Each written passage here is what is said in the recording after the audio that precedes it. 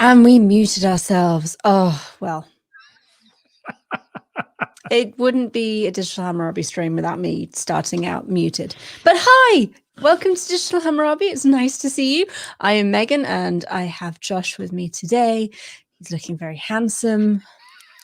What? You are? I'm married to you. I'm allowed to say that. I appreciate that. See, this is what happens when I don't script an introduction. I just these are the words that are currently in my head.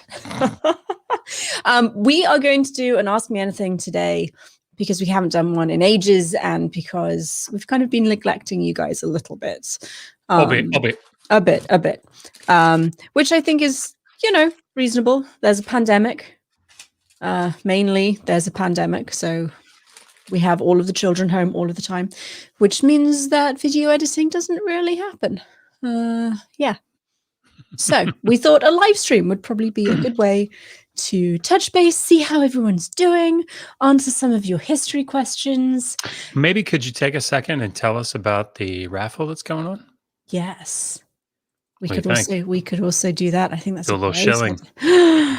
Why not? We even have ta-da! So there's a video about it currently on the channel. If you haven't already seen it, HAPS is the non-profit that Josh and I founded 2018. Josh, I think you found it. Well, yeah. So we founded a non-profit in 2018. It was kind of started. I like how you try to bring me into it. Like, Josh, you did some of this, right? I mean, you were present. You were in the house at the time when it happened. So HAPS is the nonprofit that I founded in 2018. It started out as a very informal collection, really, to try and help grad students, PhD students with costs of living over the summer. Because if you don't know, grad students very rarely receive money over the summer, and you need money to do things like pay rent and buy food. And then things like plane tickets for excavations and for conferences and all that good stuff. So we raised $6,000 and ended up funding 3 students in 2018. No, it must have been 2019. No, 2018, 2019. And then last summer. And we're going to do it again this summer. We are now an official federally recognized nonprofit, which is very exciting because it means we can do things like have raffles, which, is what this little banner thing at the bottom is doing. We have some very cool prizes because that's just how we roll. And I can actually show you some of them because I'm very prepared like that. Oh, Josh's. See, he's on the ball. We have 4 of these guys, which are prints of, there we go, prints of an illustration that I did of one of the Neo-Assyrian royal hunt scenes that's in the British Museum. So we have 4 of those. We also have this beautiful, I mean, you're not getting that one because that one's mine and I will fight you for it. But we have a life-size print of that that is signed by the artist, the wonderful Christina.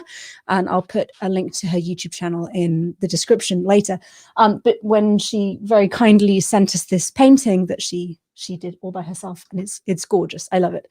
She also sent along a print so that we could sell it, or raffle it off, in this case, to raise money for HAPS. We also have 1 each of Josh's books that will be signed. So that is Did the Old Testament Endorse Slavery? An Introduction to Ancient Sumerian. And what's the last one? Learning to Pray in a Dead Language. Learning to Pray and Invocation in Sumerian. Yep. So if you feel like educating yourself or just having something interesting to read, we have some of those. Yeah, maybe there's a new book coming out. Maybe. There is also a new book coming out, and the winner who gets the book prize will be sent a copy of that new book also. And finally, we will have a mug and a travel mug with a cool ancient script print on. I did order them in the hope that they'd arrive so we could show you, but they've not arrived yet, so maybe next week. But you can buy tickets at this lovely web address. They are 10 for $10. We're nearly at $1,400 raised, which is fantastic because it's running until the 27th of February and my target is $2,000. So please go buy tickets. Every little helps. You will be supporting good scholarship and grad students who are working incredibly hard. Yeah. That's all the things about the raffle. So I'm going to pop that down. That will come back at various points because I'm just going to bug you all until you give me your money, basically.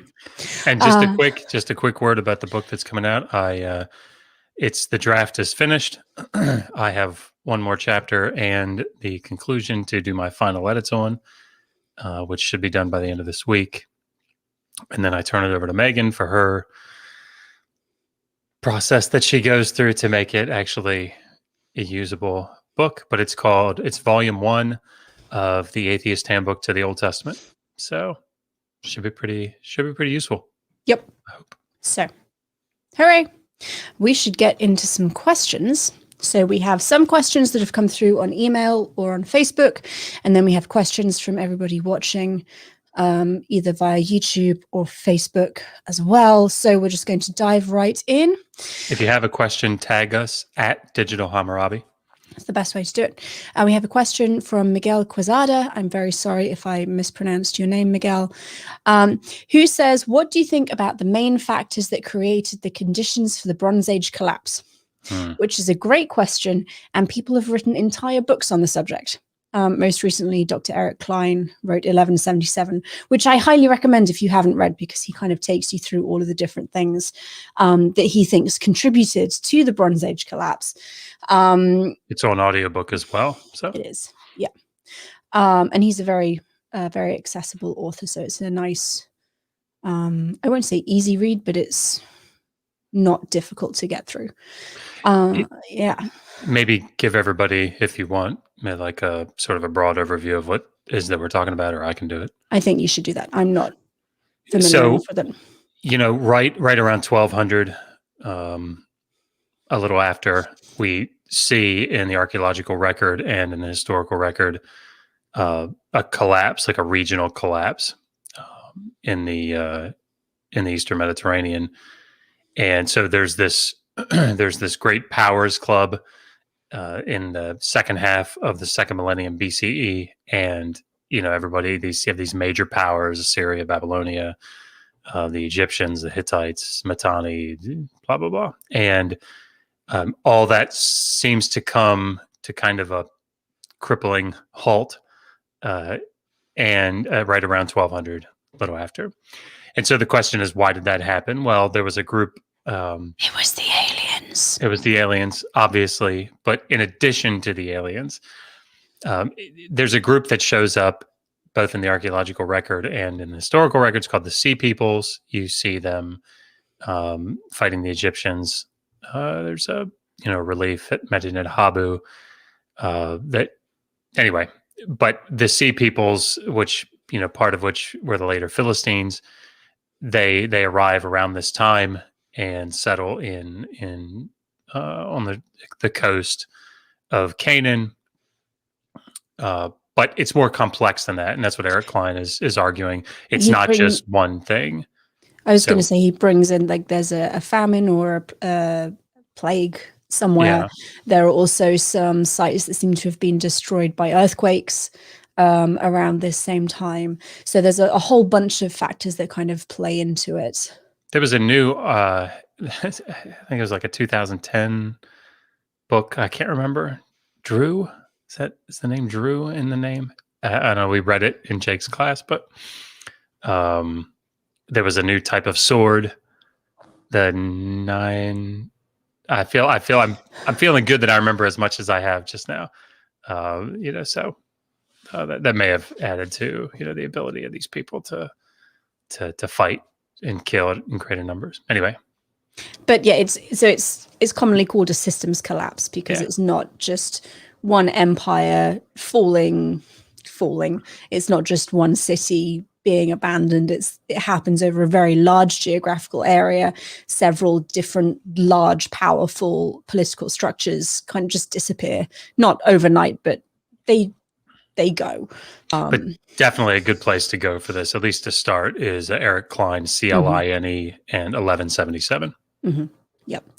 We have a question from Mark Rogers via Facebook. Is this an atheist channel? No, we are a history channel, but we do deal a lot with the Hebrew Bible, which then brings us into contact a lot with atheists and with Christian apologetics. Josh is an atheist. He does a lot of work on making the Hebrew Bible accessible to people who are also atheists and wish to understand arguments often made by Christians, but we're not, strictly speaking, an atheist channel. Megan is a Christian, so can't really be an atheist channel. Maybe. I mean, I guess we could. We could. It's your channel, so I don't know that we could. Tim asks, have you ever considered the Exodus story in the Bible as a Hebrew perspective on the Bronze Age collapse? There's a book out. Is a 2013 publication, or it's a 2013 conference, 2015 publication, I think. And it was called A Transdisciplinary Approach to the Exodus. I recommend it a lot. But it's, people coming together from, Hebrew Bible and Egyptology. There's even, people looking at geological, God, why can't I think of these terms? Anyway, a lot of people from a lot of different disciplines coming together and strictly talking about the Exodus. Richard Friedman also wrote a book, I think in 2017, talking about the Exodus. So yes, that is, there are lots of different theories out as to what this memory of the Exodus might have been if it was a memory. So what consensus scholarship will say about the Exodus is that, what we see in the biblical text of, 2.5 to 3 million people walking out of Egypt, around in the 15th century, that's not accurate. But there may be, there may have been a small group, very small group of people that came out of Egypt, or there's a memory of, some referring or it linked somehow to the Hyksos, or the fact that during the second half of the second millennium, Egypt was essentially in control of Canaan, and had, forts throughout the region, that was a big deal. So, the fact that, or the possibility of that sort of memory, when this collapse takes place, and we see, you can read Avraham Faust. He's got a 2001 book talking about the ethnogenesis of Israel. But you can see how Canaan sort of is these individual, smaller, local, nation states, whatever, are able to reassert their own independence, and in doing so, it's like, freeing themselves from the bondage of Egypt. So yeah, it's probably complicated, and I don't think anybody actually has a good answer, definitive answer for that. But those are some resources that you can go to. Chris Foster is asking, what are some good resources for learning Greek? So sort of the standard one that we used when we were coming through was by William Mounts, The Basics of Biblical Greek. That's probably the one that's the most user-friendly. It's the one that's on my shelf. I got the latest version of it a couple years ago. We are actually I'm going to eventually finish up the Learn to Read Biblical Hebrew course on the channel, and then I will probably, the next one that I'll do is learn to read Biblical Greek. But yeah, I'd say in the meantime, William Mounts has his because he's got a workbook that goes with it, and everybody uses it, so there are tons of flashcards out there, and paradigms, but that's what I would use. Wonderful. Abby says that she is waiting for the introduction to modern Sumerian. Abby, you're going to be waiting a while. Critical Cripple says that the raffle total is now up to $1,520. So wow. Less than $500 to go. Thank you, everybody, very much. Trevor Lunn, hello, Trevor. Can you recommend a scholarly book about the Old Testament for an atheist? Yeah. No, actually, all jokes aside, Hector Avalos has a really good book.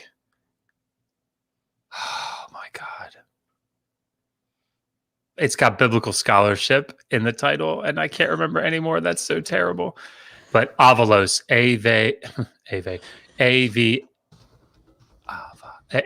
Avalos. I would have never won a spelling bee. I can't spell out loud. But he's an atheist. That might be what it is. Is it the end of biblical studies? Yeah, that might be what it is. I can't remember.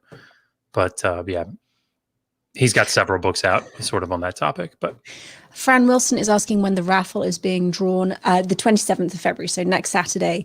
I think it'll stop taking donations at 12 noon, and then we'll do a live stream to draw the winning tickets at 7 p.m. EST. Mark Lamborini, how common would metal, copper, or bronze tools be in typical homes in late Bronze Age Mesopotamia? Would people have copper knives for cleaning, or copper axe for cutting reed or wood? That's a really good question, and I honestly don't know. Yeah. A lot of the problem with metal is that it gets melted down and reused. So what we tend to find is either precious objects that have been like hidden, buried in temples, that kind of thing, or broken things that have been discarded in trash pits. I have to say household archaeology is also not a strong suit of mine, but I'm going to say probably more common than we would be able to tell from the archaeological record. I imagine that RLA has a section on that, but I wonder if Oppenheim had I can't remember if Oppenheim had a section on metallurgy. Something is telling me that he did in his book, Mesopotamia: Portrait of a Dead Civilization. We did a summary on it, a summary of it, a multi-video summary. It's a playlist on our channel, so you can look there and see if I talk about metallurgy in it. But I don't know if I would have addressed that particular point. Fran Wilson asks, do we know if the Hittites were descendants of Göbekli Tepe? I don't think we could know that. I have no idea. Yeah, no, I don't know, I'm afraid. Working out people groups and ethnicities and things like biological relationships is very, very difficult in the ancient world. Even more difficult when you go back as far as Göbekli Tepe. So I'm afraid I don't know. Let me see. Fran again, what is the most engaging Sumerian concept or belief in your opinion?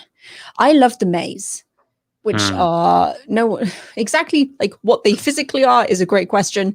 There's some texts that seem to indicate that you can wear them, that you can like pick them up and take them places, but they're kind of like the basic tenets of civilization. So you have things like writing and craft work and metallurgy, and also things like being a good husband. It's really cool, and they kind of feature quite largely in various myths. In one of them, Inanna steals them from another god and she gets him drunk first, which is pretty smart. Then she takes them and floats off down the river in her boat, and he has to give chase. Yeah, I mean, I really, and I sort of have a bias because I wrote my dissertation on it, but the concept that there are, omens, there are signs that we see, or that, specialists can see and interpret. And then there are certain rituals that you can perform to sort of, ward off that, ominous thing that's going to happen. So in my case, what I wrote that last book on is, talking about how trying to keep the gods from leaving the city and destroying it by leaving. And the way that you do that is the priest, the Gala priest would, pray these prayers that talked about what would happen, all the destruction that would take place if the god were to leave his temple. And that same sort of thing happens just in omens. So if you have an ominous sign, you can perform what's called a namborbi, and this isn't strictly like a Sumerian, there's a Mesopotamian thing, but the Namborbi was something that could, be a ritual that would be performed to counteract, what was going to happen. So I think that's kind of cool. It's an interesting way to think. Nice. And we had a question earlier from Bird of the Abyss, who said, I once heard an explanation of Jacob's limping that said Jacob was an epithet of Baal. It went on to detail that the Hebrew root, or the root of the Hebrew word of Passover, meant to limp, and that this was an attribute of Yahweh that was kind of embarrassed the god and then given to Jacob. Do you have any insight on this? So no is the short answer. So Jacob is Yaakov, which can mean like trickster, or it can mean heel. Pesach, I didn't realize that could be limping. I've never looked into it. The instance that I think we're talking about is when Jacob is returning from living with Laban,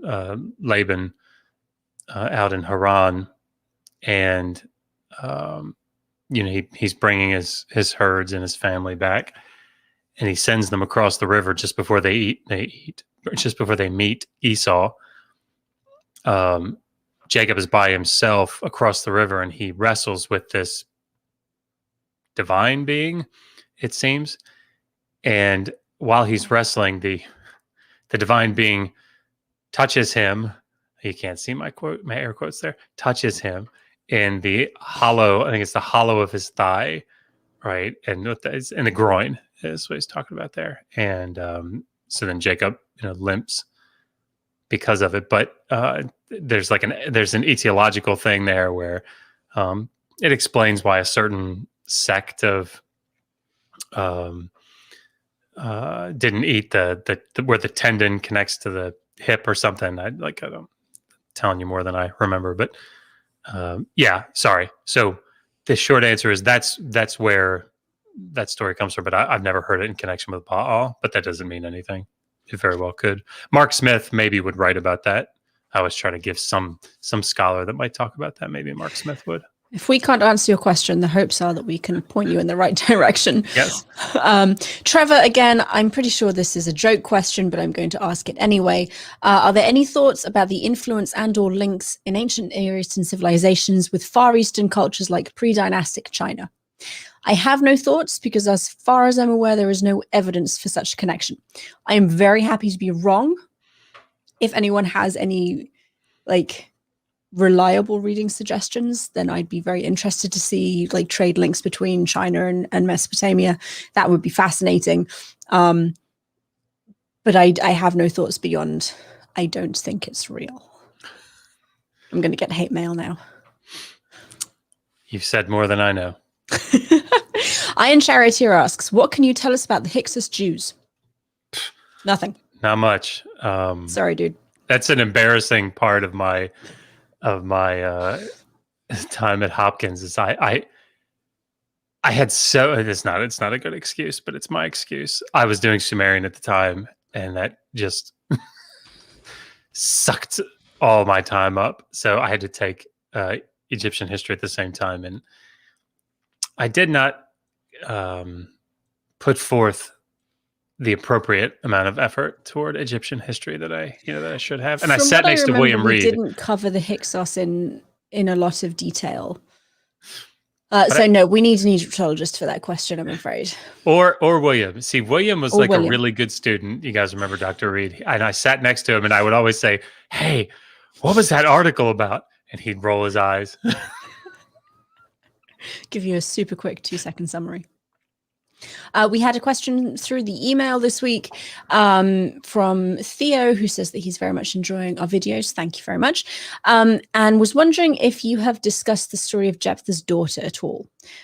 Research has only led me to discussions supporting the idea that she wasn't actually sacrificed, but I can't see that explanation in my reading of the text. So go find, and maybe one of our mods can link it, the interview that we did with Heath Durrell on child sacrifice, and I can't remember where exactly we talked about it in the stream, but we talk about it there. So for everybody that doesn't know the story, Jephthah is this guy that's out fighting, and he swears that, God, if you'll let me win this battle, that the first thing that comes out of my doors to me when I get back home, I will sacrifice to you. And of course, the anticipation, I think, was that like a dog, or maybe an animal or a slave or something would come out, but it was his daughter. And so I think I agree with Dr. Durrell on this. This is like sort of folktale stuff, but reflecting a reality in the of the period, or at least of their memory of the period.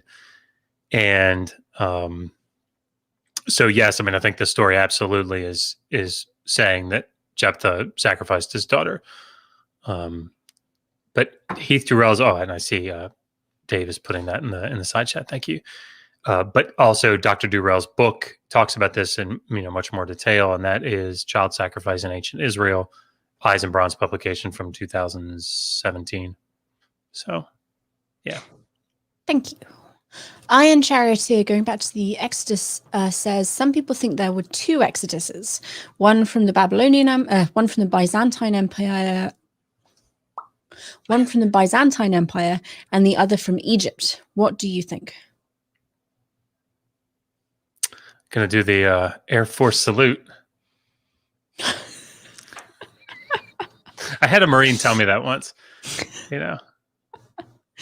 It did not endear him to me. No, I believe it. Found out I was in the Air Force. You know what the Air Force salute is, don't you? Yeah, I don't know.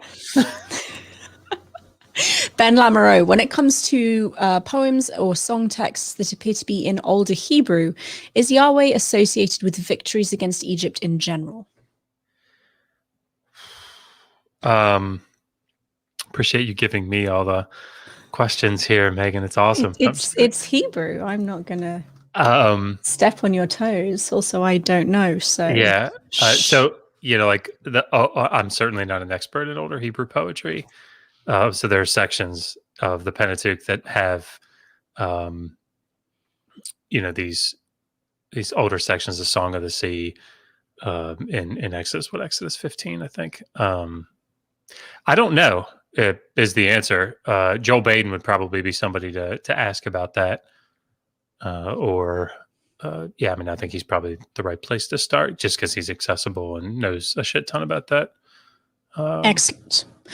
Michael Roble is just checking that his HAPS donation is still coming through. It is, Michael. I'm sorry if I've apparently screwed up putting you on the patron list. You should be there. If I will go back and fix that, because that is not cool of me. Apologies. For anybody that doesn't know, Megan is carrying twins right now.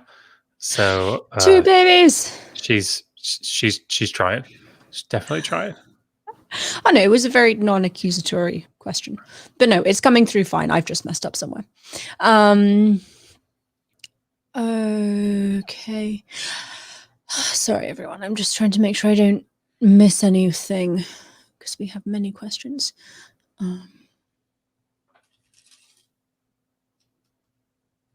Edward says, why is it that in Sumerian you can't write I love you? Is it because we don't understand the language that well? I think you can. I think, yeah. So Ki-ang 2 is to love. So recreating the form here. What it would be? I feel like I have to write it out. Something like Za'e Ki. No, it would have to be like Za-Ra. Ki Mu-un. Let's see, Mu-un or Mu-ang maybe, or En. No. Mu-ang Yeah, I'd have to write it out. It's doable. Yeah, I think you can say making Sumerian grammar accurate on the fly is a little on the tricky side. Let's say that. Making it correct after thinking about it for a while is tricky. So, Iron Charioteer says, "Do mainstream Words are so hard. Do mainstream scholars ever deal with the astro-theological aspects of the ancient Near East and Egypt specifically? Yeah, like Mesopotamian cosmic geography and the gods as astral bodies. I can't really speak about Egypt because I don't read Egyptian scholarship. But yes, definitely, it's a thing. You could look at Francesca Rochberg. Is there anything popular that's come out recently that wouldn't cost an arm and a leg? I can't think off the top of my head of anything. I mean, I As Above, So Below is an academic publication that's coming out soon through Eisenbrauns. I think it was $60-ish, but I can't remember. But yes, that is a thing.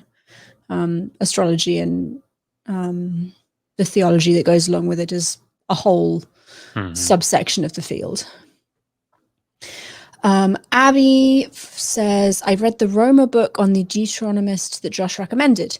Do you agree with his dating on D and P? And what's your best guess for JE and JE? So these types of questions, I would hold those for Joel Baden. So for everybody that is listening along that might not be familiar with it, there are different theories, 2 or 3 primary ones for how the Pentateuch was formed. So Joel Baden is sort of I don't know if he's the most popular, but certainly very popular proponent of the sort of the neo-documentary hypothesis, which is there are 4 sources that were later woven together, and then you have like a newer version of like the fragmentary hypothesis. We have anyway. I don't know. I wouldn't want to venture into the specifics of the dating, primarily because it would take a long time, I think, for me to do anything more than try to present a solid introduction for everyone, which is sort of what my goal has been, because it's incredibly complicated. But that's a good question. Find Joel Baden on Twitter at Joel_Baden, and see what his thoughts are on that. Of course, that's what he does. He's very active on there as well, and he's very likely to answer your questions. Yeah, but it's a great. I really enjoyed reading Thomas Römer's book, but weighing what he wrote, about the Deuteronomistic history and amongst everything else, I wouldn't feel qualified at the moment to weigh in on it. So we have a super chat. Thank you very much. Greg Anderson's amazing TED Talk, What Ancient Civilizations Teach Us About Reality. Can you share anything you know about this guy? So I didn't know who he was until I just Googled him 0.3 seconds ago. So he's a history professor at the Ohio State University. He looks like a Greek specialist, but I mean, that's really all I know.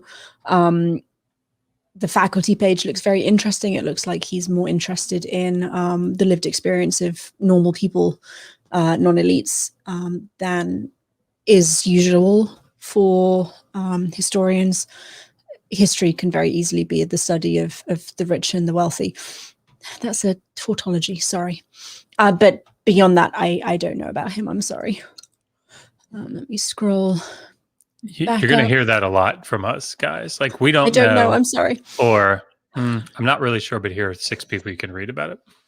I feel like that's our value here. Iron Charioteer again said CJ, who debated Rage recently, does not believe Daniel's prophecies were written after the fact. Was Daniel written in 200 BCE or 600 BCE? So consensus scholarship is that the final form of the Book of Daniel, shows up in the mid-2nd century BCE during the time of Antiochus, the 4th Epiphanies. There are a few conservative evangelical scholars. Tremper Longman III is one that will, advocate for like a 530, a 6th century writing. But they'll, at least Tremper Longman does, will say, look, the evidence is with the 2nd century, but there are theological motivations and commitments that he has that would have Get him hold behind to it those. earlier. So the issue with the book of Daniel is that it's made up of two primary parts. You have Aramaic, older Aramaic tales. These are the famous stories about Daniel in the lion's den or the fiery furnace. These stories, and then you have, and those are primarily in the first half of the book. Then you have the more visionary or prophetic sections from 7 through 12. And the earlier Aramaic tales, I actually have a chapter on this in my book.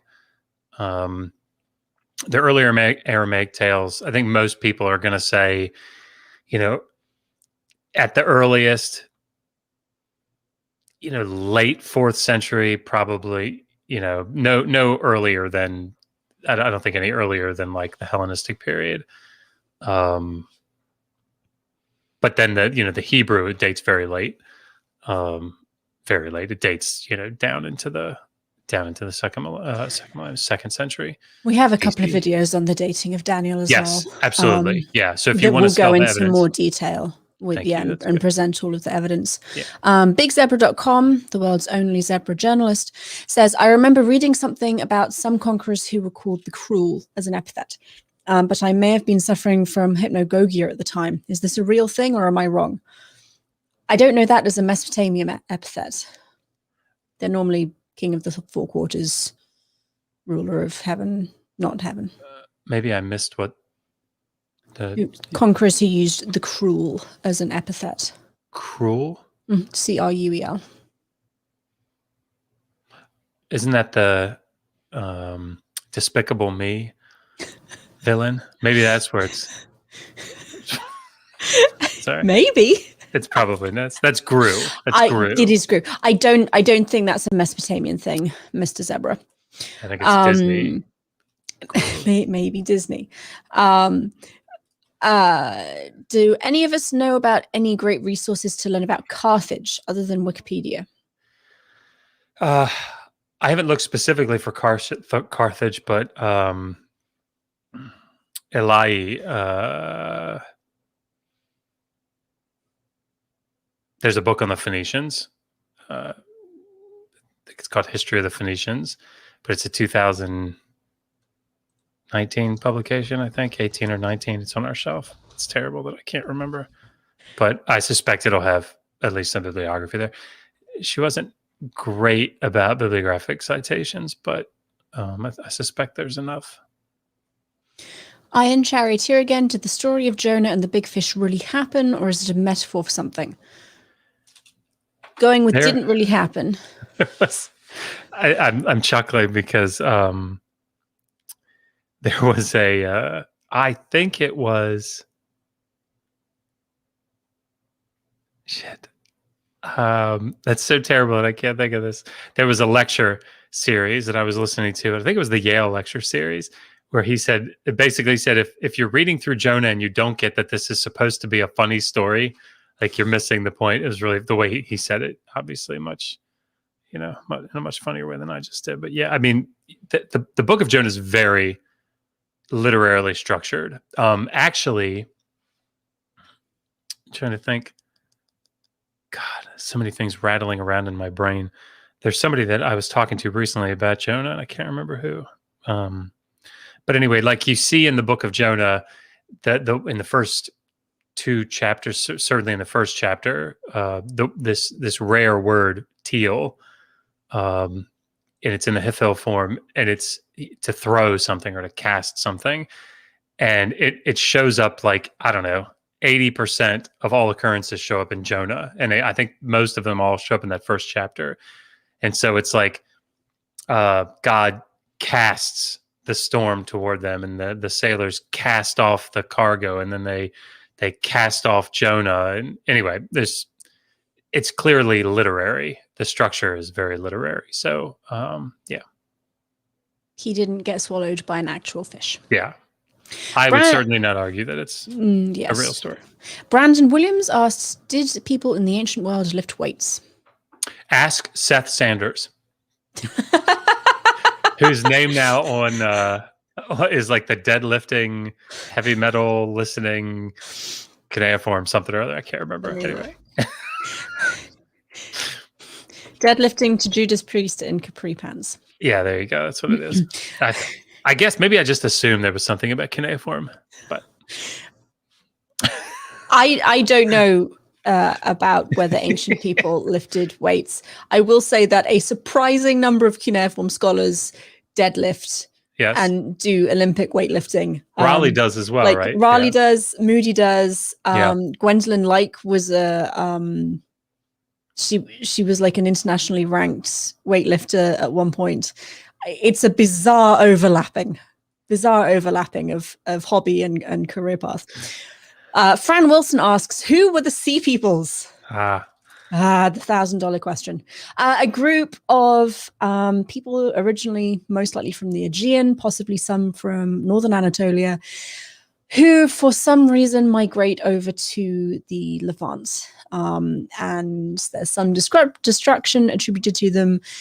They seem to have come to settle with their children and livestock. Exactly why they came is a matter of some debate. There's evidence that there was like a society collapse in the Aegean, and these people were all, in a sense, refugees who needed somewhere to go. But you get them referenced in things like the funerary stele of Ramses II. It's not a stele. It's on Medina Habu. Yeah. It's written on the walls of the temple. Yeah. He talks about all of his military conquests, and the Sea Peoples feature on there. And there's a whole list of different people groups who are kind of banded together. And the Peleset, the Denyen, the Sheklash, yeah, it's like 6 or 7 of them. Yeah, and you get people trying to map the Egyptian rendering of these names onto especially Greek people groups, trying to work out exactly who these people are, where they came from, and what they're doing in the Levant. But yeah, they're a component of the Bronze Age system's collapse. Ben Lamoureux again. I've lost it. No, come back. We are like zipping through these questions. We really are. Hopefully we're not doing everyone a disservice. Ben Lamoureux again says, any thoughts on the hypothesis that the tribe of Dan were non-locals, possibly Aegean, like Homer's Danaans and Egypt's Denyen? Yeah, so this is, one of the what we're talking about is one of the groups of the Sea Peoples, the Denyen, could be the Danites. I mean, other than to know that that's a theory, I haven't looked into it any more than that. I know we talked about it very briefly when we did Sirpal history, but that's probably a good place to look. Klein I would imagine Klein would talk about it, but Anne Killebrew has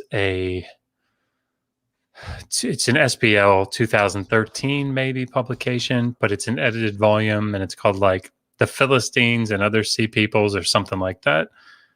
But that's a good place to look. Probably we'll talk about it. Yeah. Iron Charioteer, I was really shocked when you said that Moses might not have existed. What is your evidence? So proving a negative is almost impossible.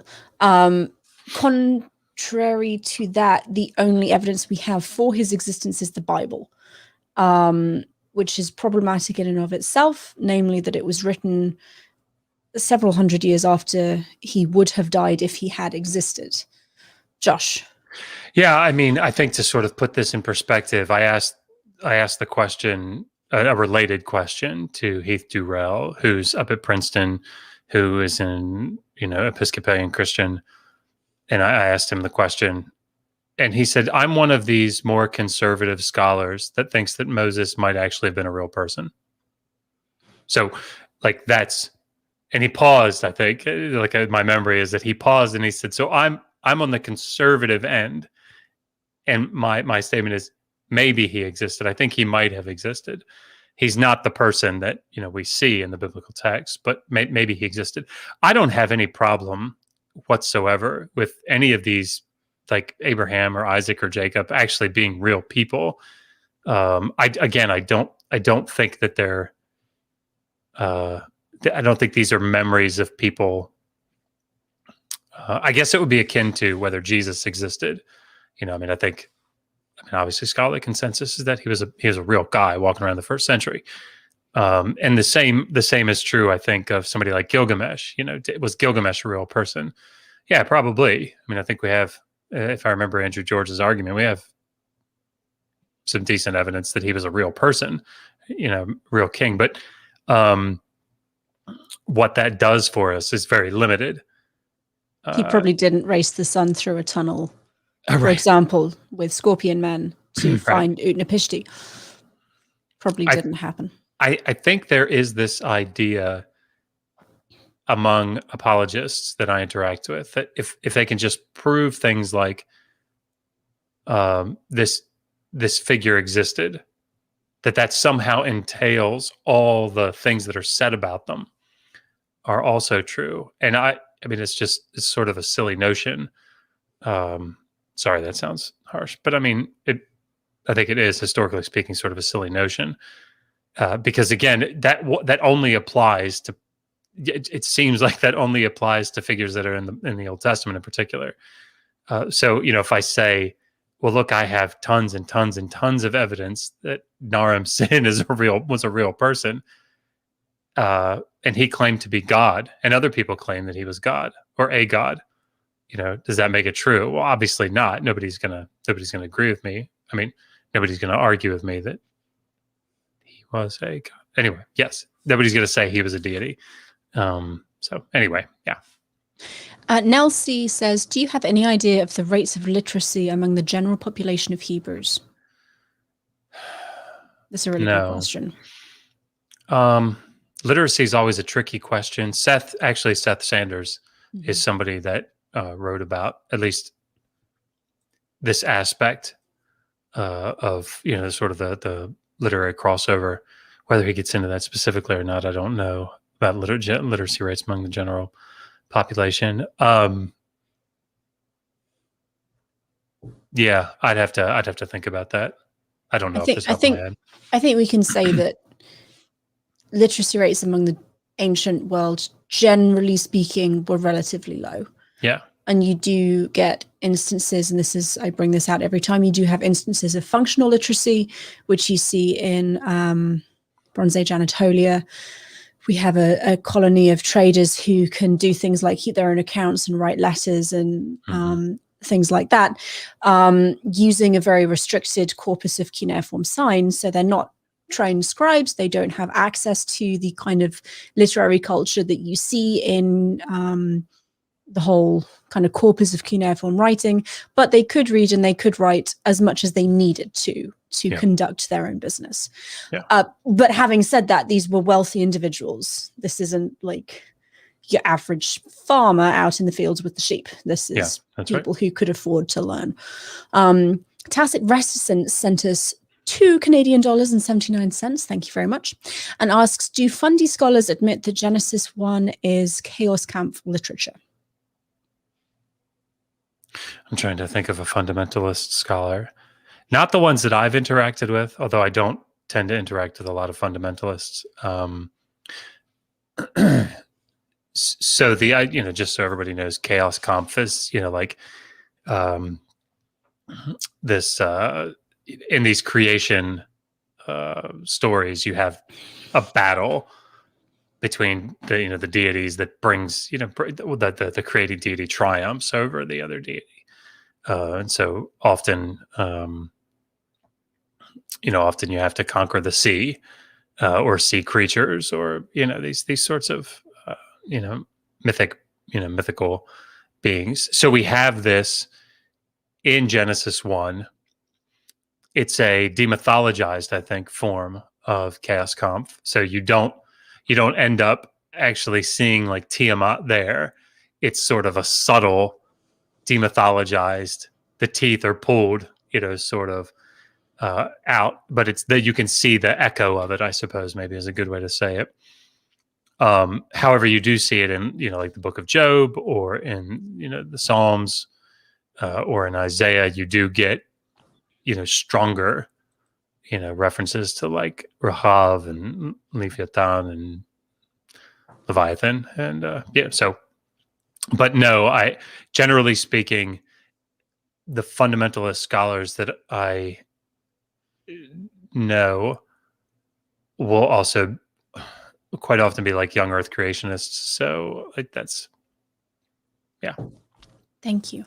Grant Benton says, I'm interested in learning about Isaiah from a more historical, textual, critical perspective. Do you have any recommended reading that wouldn't require too much background knowledge? So you can start with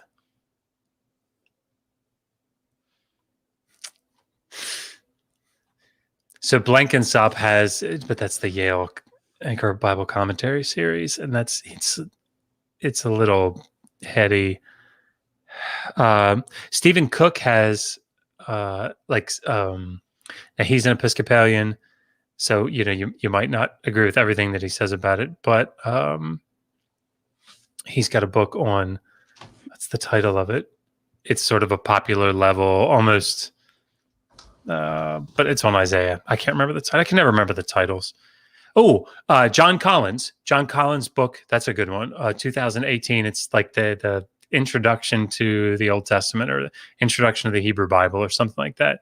And he's got a section on prophecy, on the prophetic text. He's got a section on all the books, and he'll give you a really good introduction, basic introduction to Isaiah, and sort of the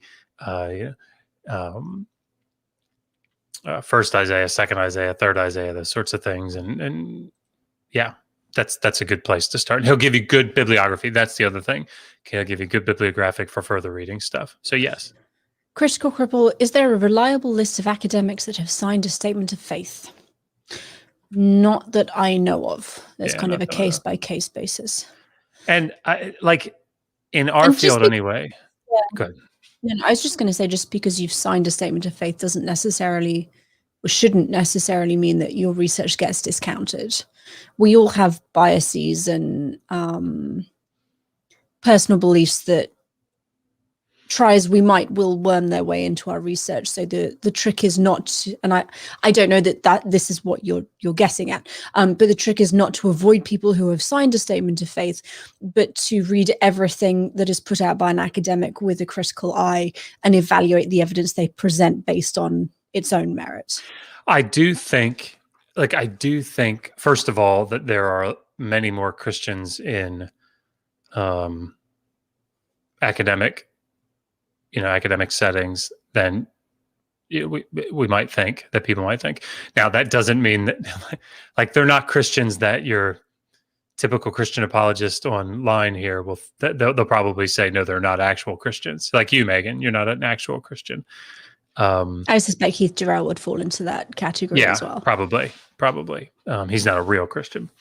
But one thing that I would like, if there's something to look out for, it would be my old friend Stephen Anderson. Again, not that Stephen Anderson. We went to seminary together, and then he went down to Dallas Theological Seminary to get his PhD. But he wrote his dissertation on essentially Cyaxares II. He's looking at Xenophon's account, using Xenophon anyway to look at. He's trying to date the Book of Daniel early. Is what he's doing. And one of the things that becomes very problematic is very early in the book, first or second chapter, one of the footnotes says, paraphrasing, the Book of Daniel is not just another historical source to use in figuring out the history of the period. It is the infallible, inspired Word of God that is the standard by which all other historical sources must be measured. Well, when you're there, when you're starting, when that's your starting point, that's a problem. Yeah, Lester Graba has a really great article. It's like an obscure edited volume from like the late 80s, but it's a brilliant article, and it's talking about fundamentalism. And he says, I've got a quote in my book. I quote him. He says something like, fundamentalism can never be wrong. And that's essentially what it is, because it starts with its conclusion and will do whatever it it takes to get to it, because it can't be wrong. It can't be. So it will find any possibility to maintain its its perspective. So Iron Charioteer says that we're awesome in promoting scholarships for the underserved communities. We try. We definitely try. We're very lucky that we are able to do this, and it's honestly a privilege to help others. Asterix says, any evidence that they had contact with the Chinese or the Indian civilizations? We kind of covered China earlier. No evidence that I know of. Indus Valley, yes, definitely. Yes. There are trade contacts. We have a book about it, and I was trying to find the title. I can't remember it. It's is it Marchetti? I can never remember it. No, it's one of those. Anyway, it's an Eisenbronze publication. It's in the Mesopotamian Civilization series, but it's called like Mesopotamia in the Indus Valley. Mm-hmm. It's a soft cover, but if you go Eisenbronze, I think it's .com or .org, I can't remember, and search for Mesopotamian Civilizations series, you'll see it. But it's good, and it's reasonably readable, I think. But the short answer is yes, definitely. Yes. Michael Roble said, just how precise is the Hebrew language? A lot of Hebrew words seem to have very disparate meanings. I mean, it's just like any other language, in the sense that there are certain aspects of it that are incredibly precise, and then there's like one word for fish, right? So it's sort of said that, as far as the biblical languages are concerned, Greek tends to be much more precise. It's got like 3 or 4 different words for love. But I mean, really, the precision of a language, I don't think, falls strictly on its lexicography. I mean, on its, it's the breadth of its lexicon. I don't think it's necessary that there be an individual word for every concept. It's that contexts will very clearly determine which nuance of a word is meant. And again, this is true in English, for example. And the example that I always give: my nose is running, my car is running, the clock is running, I am running. All of those things. I think you see very specific nuance in each of those. And the word eved is like, that's the one that seems to come up so much, is, the word for slave in Hebrew can take on a whole bunch of different nuances just depending on the context. But again, the context is almost always, I would say, sufficient to figure out that specific nuance, generally speaking anyway. We have a couple more questions in the chat, and then we've got a couple from the email, and then we're going to be stopping because I need to go to bed. This has been great. It's been really good. Yeah. Very active. Great really questions. Fly asks, David Graeber's book, Debt, touches on religious language and practice in the ancient world. He compares similar records from China with regards to the growth of the Buddhist temple industrial complex. Were ancient temples less like modern religion, but closer to ways of coordinating agrarian work with a knowledge management component that later morphed? You want me to do it? We can probably do this one together. So it's actually really difficult to get at ancient religion outside of the elites and outside of temple practices. We have very little understanding of what your average Mesopotamian person from any time period, walking around, herding sheep, weaving, would have actually thought in regards to their own religious beliefs. Everything we have is from, not everything, but the majority of what we have is from a religious context. So we know like what the official state religion was, which is very closely tied to the temples, because to begin with, it looks like the temples essentially were the ruling power, and then it kind of morphs and transforms into like a royal family situation, with temples being like a major component of society and economy. And they were mostly controlled essentially by the royal family, as the king especially was the high priest of the official state religion. Having said that, yes, early temples, Mesopotamian official religion, did very much control an awful lot of agricultural output.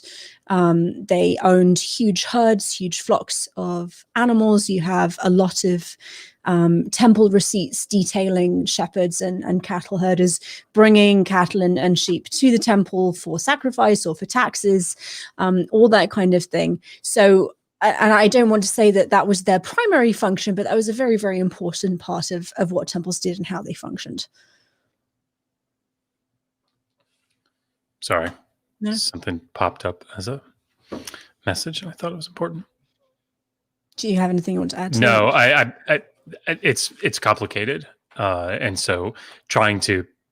I'm thinking. I always think back to like the early dynastic period, when temples are, there's this connection that's made between the ruling individual and his family, and then trying to make that connection. He tries to make that connection with the god of the temple, and so he's the representative, and it's very difficult, I think. And there actually people, particularly during the Ur III period, so the late third millennium, last century, the third millennium BCE, lots of people have written on temple economy.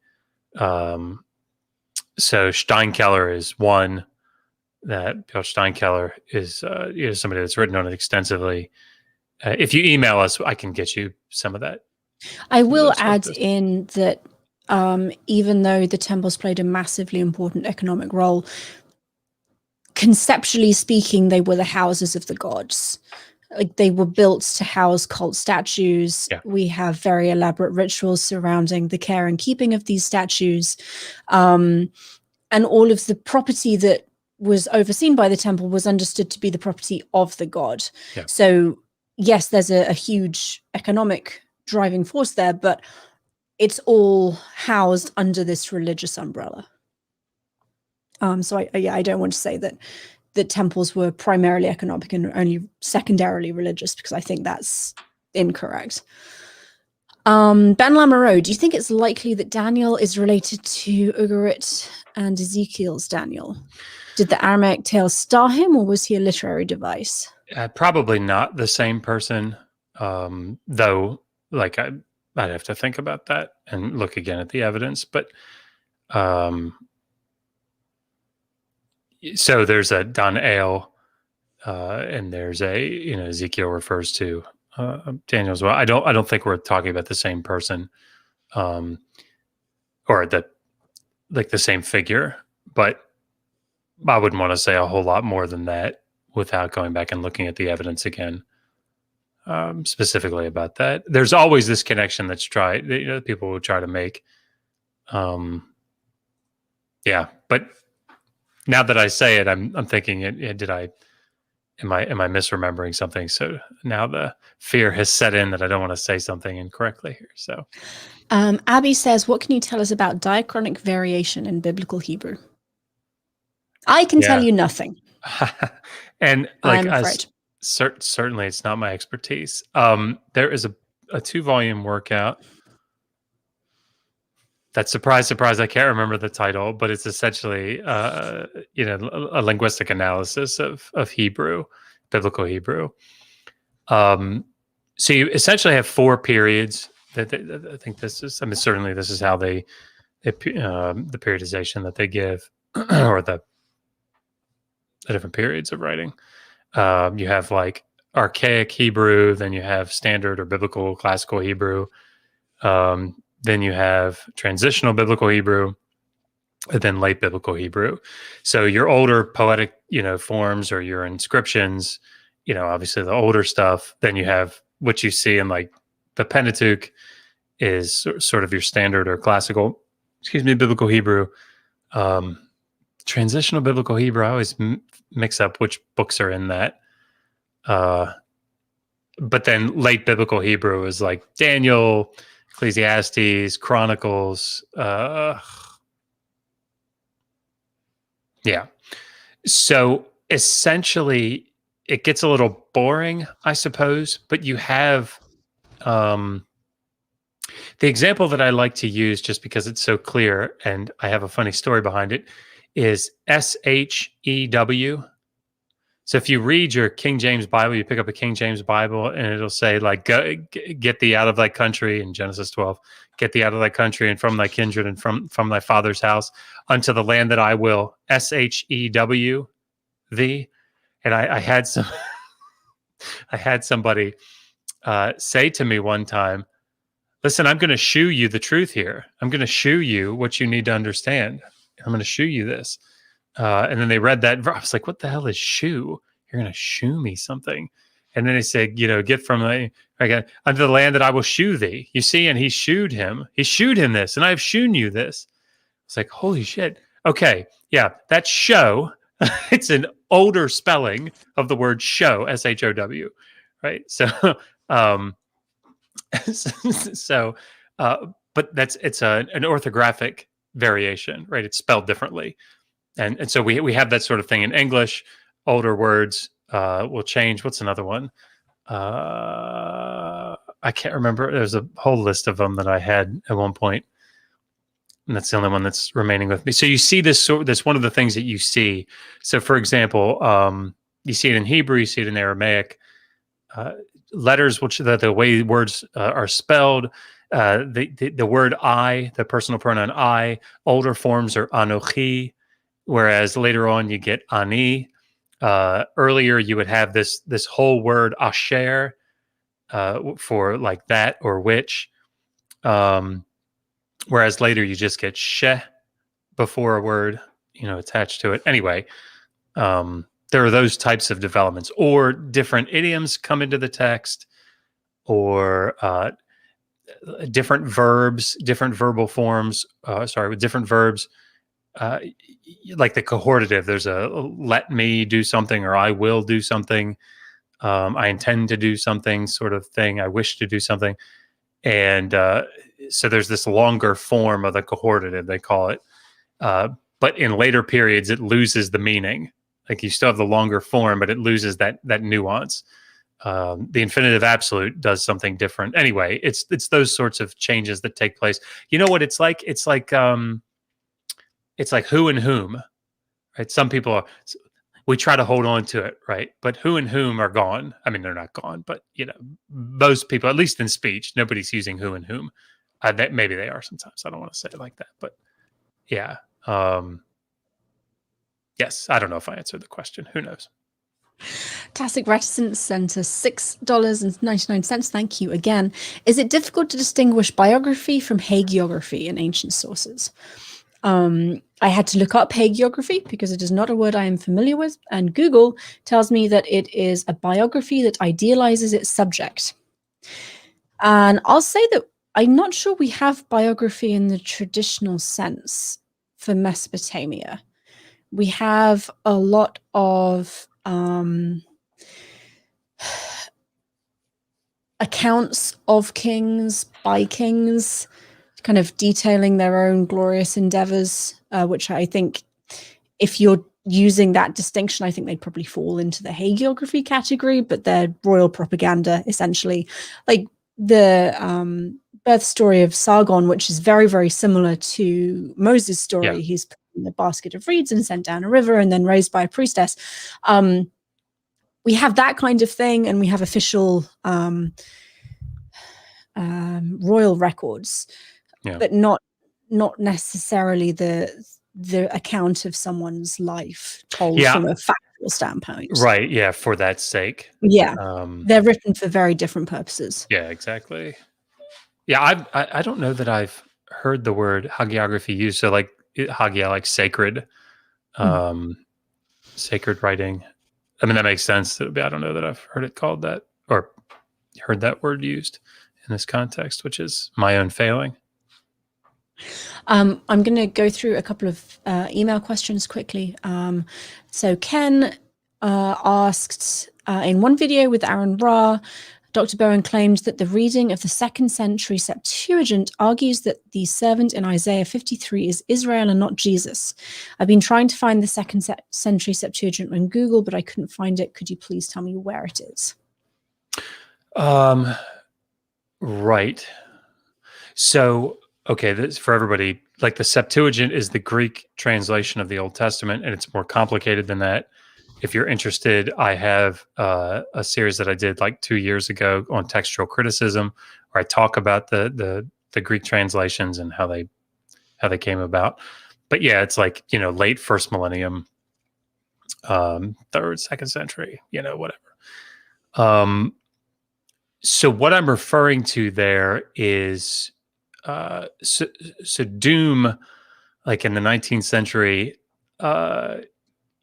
sort of demarcated the servant songs. If you guys, the most famous one is Isaiah 52 to 53. The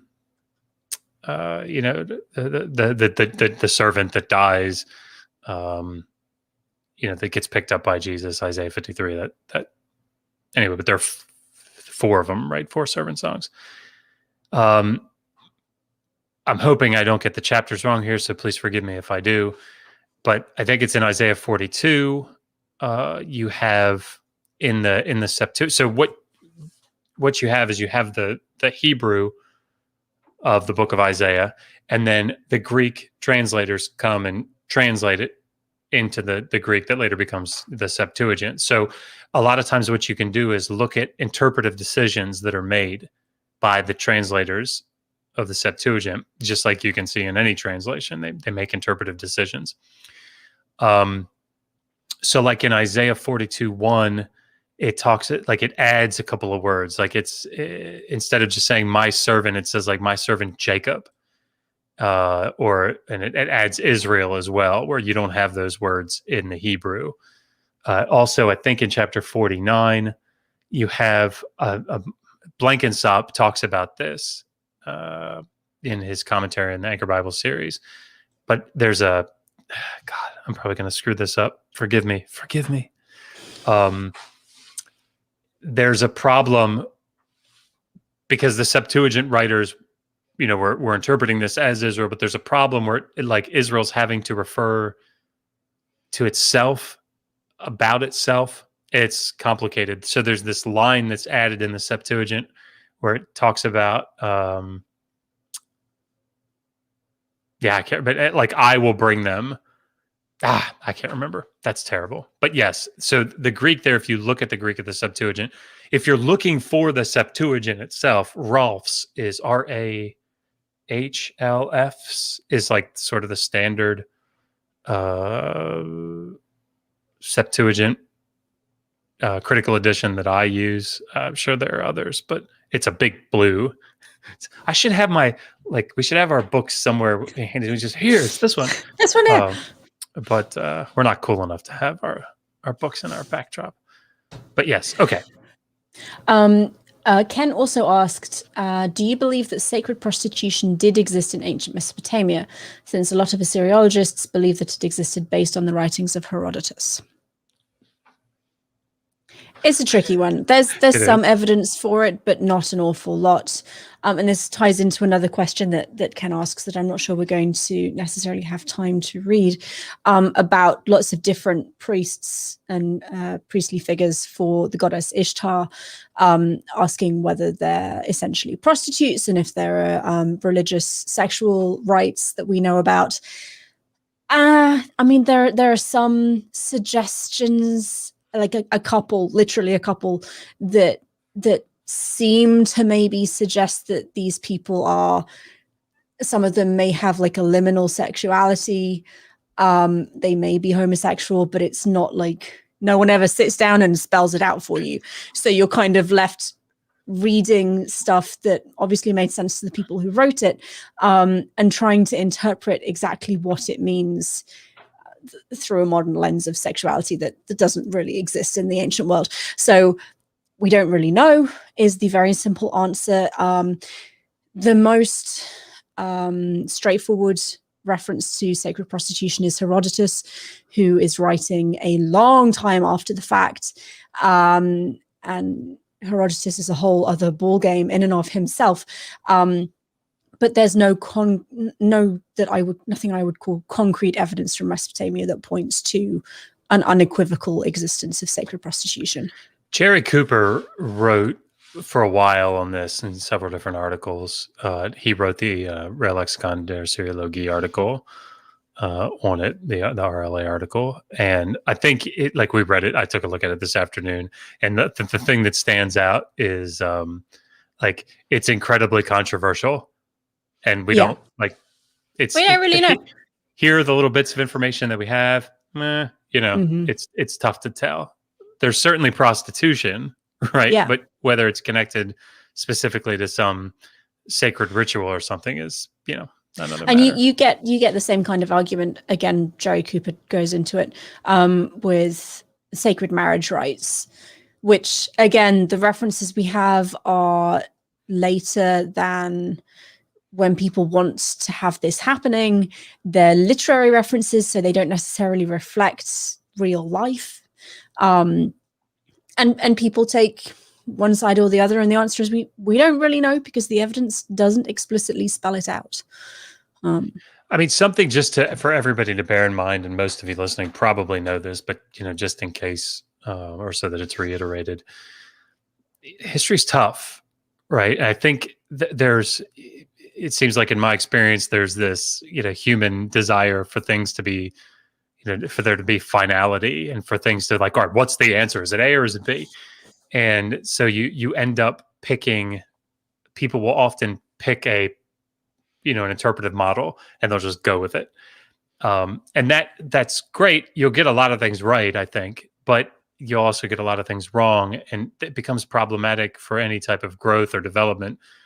And this is the sort of thing that I think happens in apologetics is the thing that I see it mostly, is there's this interpretive model, right? So this is the way that I interpret the data. And unfortunately, you can't do that. Because what ends up happening is when you need to sort of give and recognize that, okay, this doesn't really work with the data that we have. You don't have to throw the baby out with the bathwater necessarily, but you do have to shift. And things are always messy and complex. That's just, and you can't just say, well, Herodotus says, so I'm doing it, or Xenophon says, so I'm this. It doesn't work that way, unfortunately. Wish it did. Yeah. So we have quite a few more questions. I'm gonna pick a few from people that we haven't heard from yet. Guys. I'm really sorry. We're gonna have to stop soon. You know what? I don't want to say this, but I thought we talked about it a little bit. We're thinking about doing one of these once a month. Yeah. So we'll be back next month if we don't get to your question and you'd like us to come back to it. I was going to get in trouble there.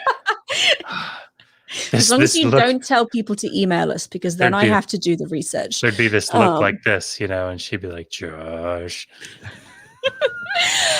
Gerard Design says, I was reading about Porphyry of Tyre's critical analysis of the book of Daniel, beating critical Bible studies to the punch by centuries, apparently. Are you familiar with it?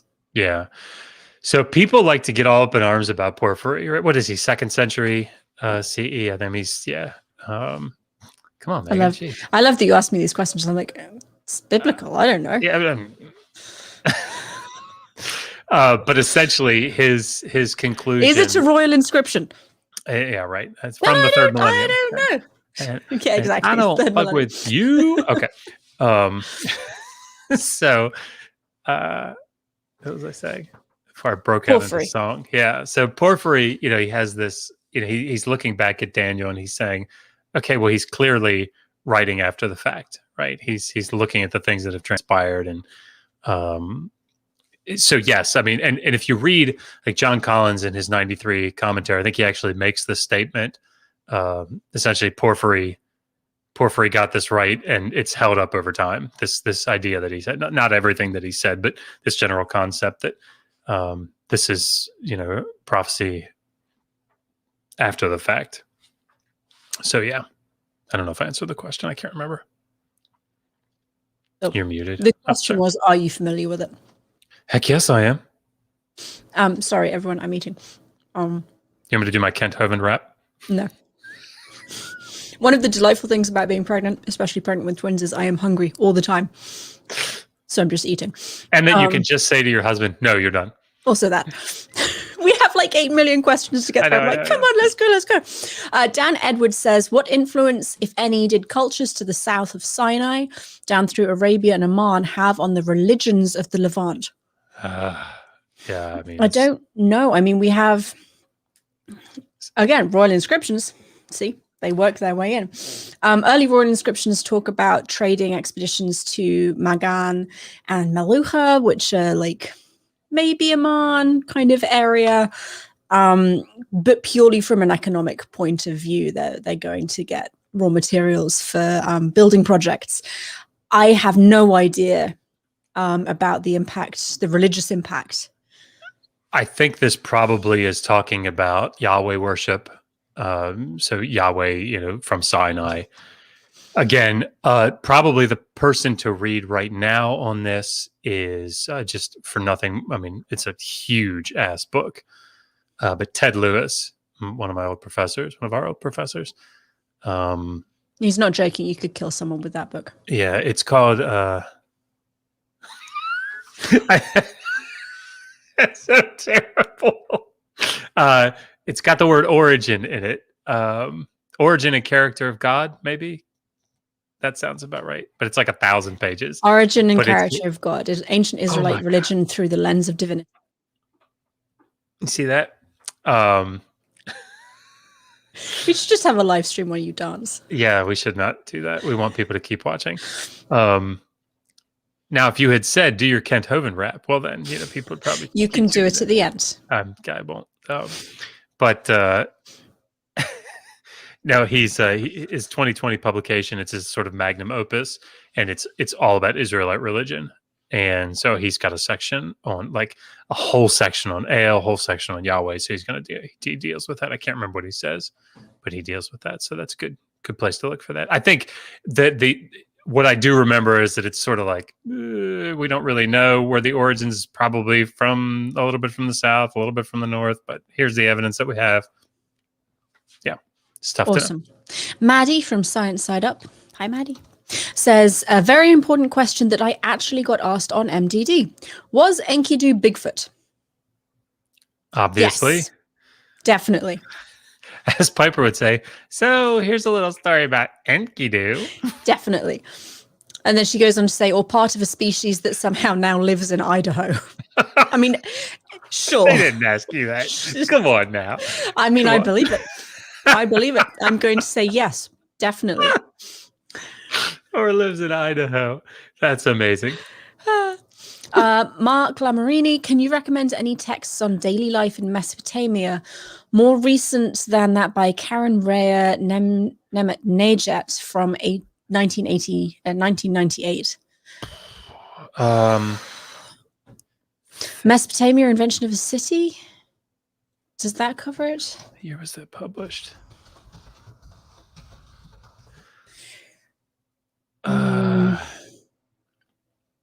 Damn. I thought that was more recent. Trying to think if Charpent has a book out. Deals with daily life. Let me think. So that was 2003. Email us. Yeah. See if we can. If they email you, I'm giving you the email. Oh, don't email us. I mean, you can. It's going to take me 3 weeks to get back to you. Yeah, sorry. You actually said this to me, didn't you? You said, yeah, don't ask them to email us because it takes me too long to get back. Because then I have to do it, and I don't know the answer to these questions. Mesopotamia, the invention of the city, will probably give you a decent go. It's 2003, so it is more recent. Gwendolyn Like is also an excellent historian and Assyriologist. So that's probably one that I would recommend. It's also, I mean, you can get it on Amazon for $11. She's also really nice, so always a good thing. Sorry, I'm just reading the side chat. Big 0%.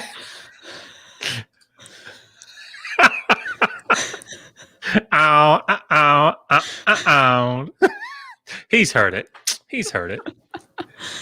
Oh, my dear. Okay, we have one final question from the chat. Roy Batty from Colombia, hello. Thank you for joining us. What is the oldest music register that you know about? Ooh. We have some in Hittite. Do we have some Sumerian? Yeah, we do have some. The person to look at this is what's that guy's name? Shoot. I'm so terrible. So there's a book. Ziegler has a lot of it's in German and French. A good article to read on this would be in the Oxford Handbook of Cuneiform Culture, 2011. And there's a chapter in there about music. If you have my book on learning to pray in a dead language, I reference it because I talk about it a little bit with relation to the Gala priest and the ritual up at Mari. But I can't. I've got stuff in the bibliography there that talks about music in the ancient world. But what is that guy's name? That's so terrible. But he works on cuneiform tablets that have they're transliterated as like superscripted musical notations, and I can't remember his name for the life of me. That's so terrible. Sorry. Yeah. We cannot be more help than that. One final one. Oh, so sorry. Someone has just put something in the side chat. Thank you so much. The Hurrian hymn, oldest surviving melody, and is over 3,400 years old. I mean, certainly the Sumerian stuff is going to be older than that, but that is, it's, I mean, if that's the, like a Marna period, which is great. Mm-hmm. I don't know how much detail, and of course, specifically register. I don't know enough about music to know. One final question. This is again from Ken. Is it true that in Hebrew culture, men and women did not engage in platonic relationships with each other?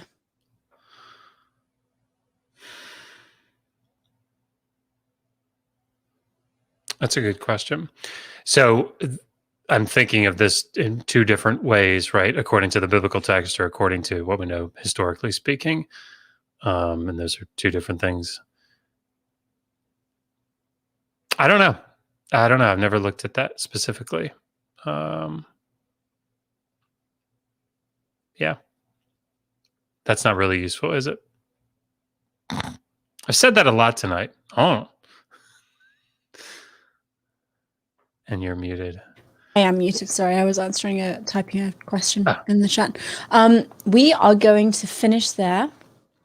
Thank you, everybody, for joining us. This was an awful lot of fun. You guys always have the best questions. Mm-hmm. I'm sorry that so many of them are answered with "I don't know." Well, I think we were doing like a question every 47 seconds. So like it's a lot of questions we were doing. So.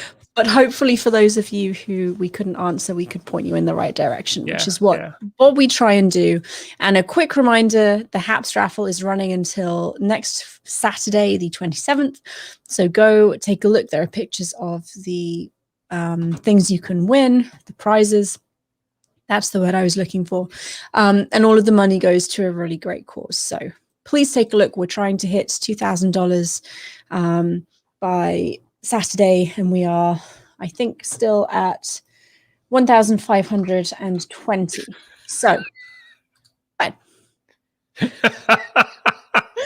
I'm going to get DMs from Joel saying, why did you tell YouTube to come and find me? I'm going to say it was Josh. It was absolutely Josh. He won't believe you. He won't believe you. Will. But thank you all for joining us. This was lots of fun. Thank you, everyone on YouTube and on Facebook, because I know we have people watching in both places. We really appreciate your interest and your enthusiasm and your patience with our waffling. We will be back here next Saturday at 7 p.m., maybe slightly afterwards, depending on how quickly the baby goes down to sleep. But we will be back next Saturday. Yes, we're going to draw the raffle prizes. Oh, sorry. I was like, yeah, I thought I said once a month. But... Yeah, no.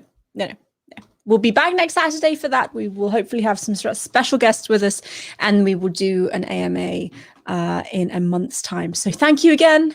Josh, do you want to take us out with your Kent Hovind rap? Oh, really? You want me to do that? Sure. Well, my name's Kent Hovind. Call me Dr. T-Rex. I don't get evolution. It's too darn complex. No good.